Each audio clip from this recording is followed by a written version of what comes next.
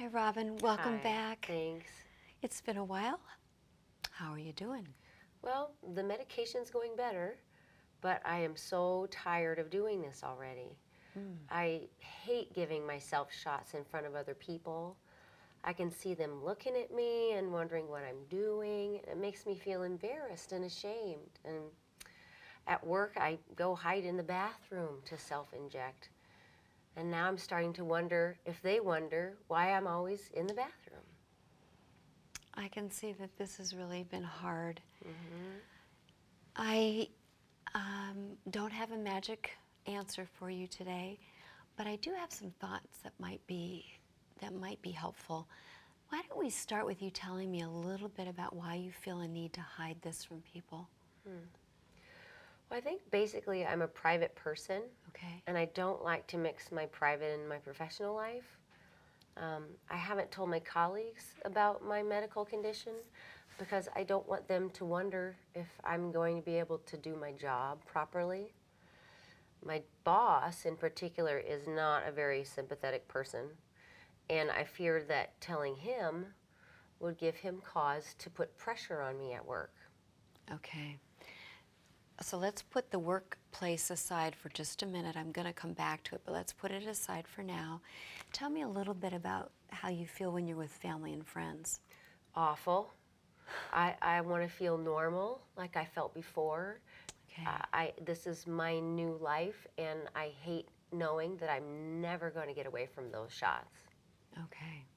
How do you feel about self-injecting, just as a general way of treating the disease?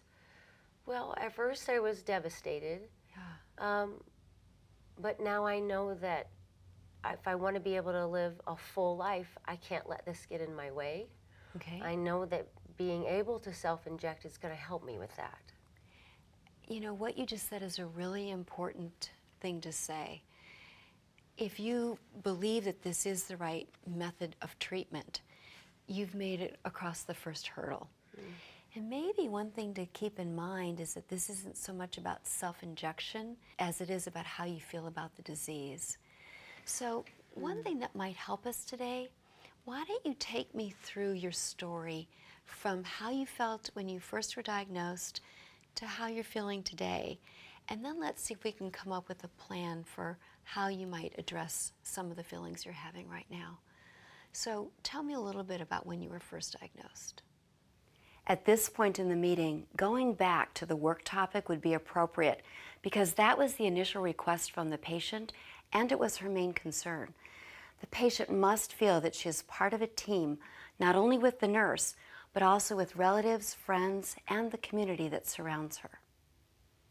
Robin, thanks so much for telling me your story.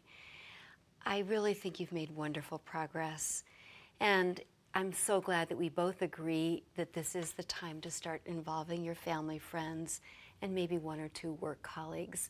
I think you'll find that the support is just wonderful. Well, thank you so much for walking through this with me. I think you're right that telling some people will maybe help me feel more normal and give me more of a sense of control. Yeah, and this is really what learning self-management of disease is all about. Having the insight to understand how you're feeling, practicing your skills, making sure that you're injecting correctly, and then sort of sticking with the game plan or staying motivated to really be successful. And you're doing all those things. So I'm really proud of you. Thanks. And next time, I want a good report. Okay.